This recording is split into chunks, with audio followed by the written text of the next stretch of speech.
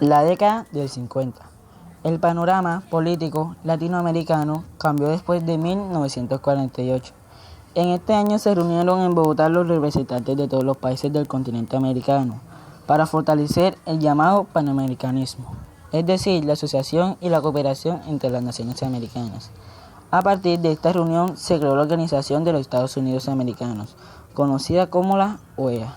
Desde su nacimiento, la OEA tuvo una marcada influencia estadounidense, debido a que la entrada de América Latina en la Guerra Fría la había colocado en la órbita de los países del bloque oeste, de tendencia capitalista.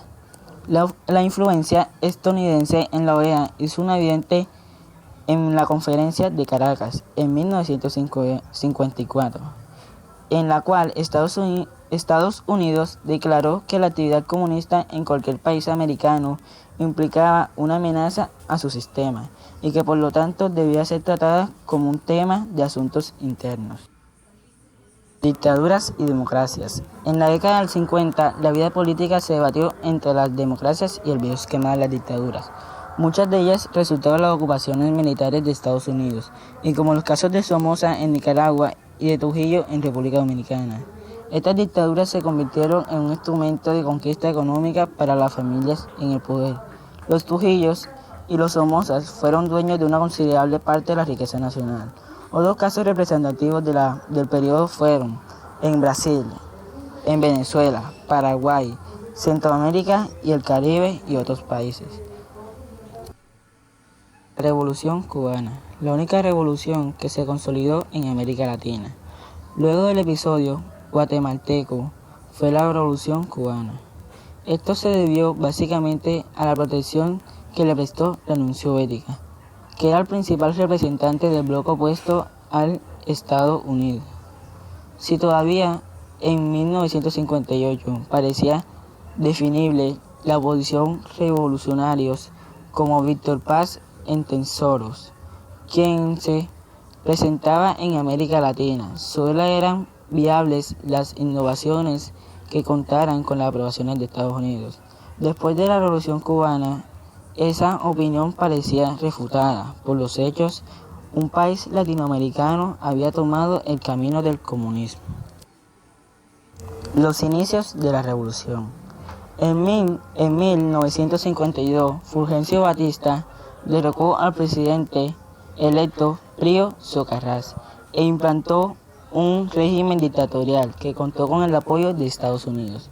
Durante su gobierno en Cuba se establecieron azucareras, hoteles, clubes nocturnos y casinos, generalmente de propiedad de delincuentes norteamericanos, por lo cual estos lugares servían para el lavado de activos. Ian Dulles, director de la CIA en aquel entonces, era propietario de la Francisco Sugar, una de las azucareras que se establecieron en la isla. En síntesis, por estos años, Cuba se convirtió en un centro de negocio y de recreo para otros actores, millonarios y políticos latinoamericanos. La economía en los años 50. En la década de los 50, el proceso de industrialización que se intentaba adelantar para América Latina estaba entrando en crisis.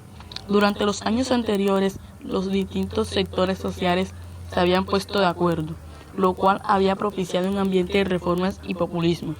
Pero estas soluciones demostraron ser frágiles y no llenaban las expectativas reales de la economía.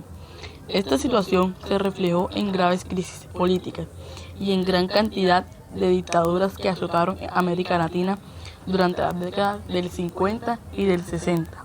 Es decir, la crisis económica tuvo consecuencias políticas. El desarrollismo. Los líderes latinoamericanos pusieron en primer plano la cuestión del desarrollo, que se identificaba con la construcción de un país industrial y moderno. Siguiendo el modelo de las experiencias de Estados Unidos y de los países europeos de posguerra, los desarrollistas sostenían la inviabilidad del modelo agroexportador tradicional y postulaban la profundización de la sustitución de importaciones, modelo instrumentado en la década de 1930. Con respecto a este modelo económico, los desarrollistas declaraban que hasta ese momento la industrialización se había limitado a la industria liviana y proponía fomentar el sector energético, la petroquímica y la siderúrgica. La Guerra Fría en América Latina. A comienzos de 1962, en Punta del Este, Uruguay, Estados Unidos logró que Cuba fuera expulsada de la Organización de Estados Americanos.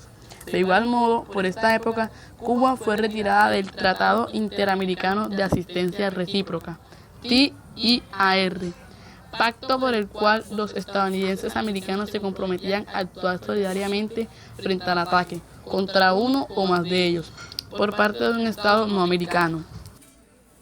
Intervencionismo de Estados Unidos en Cuba.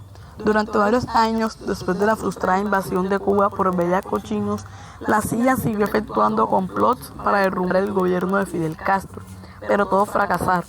Mientras tanto, Fidel fortalecía su dominio sobre el país y consideró extender la revolución a otras partes de América Latina. Ante este hecho, los soviéticos reaccionaron. Durante 1962 llevaron a Cuba una gran cantidad de infraestructura militar que incluía misiles.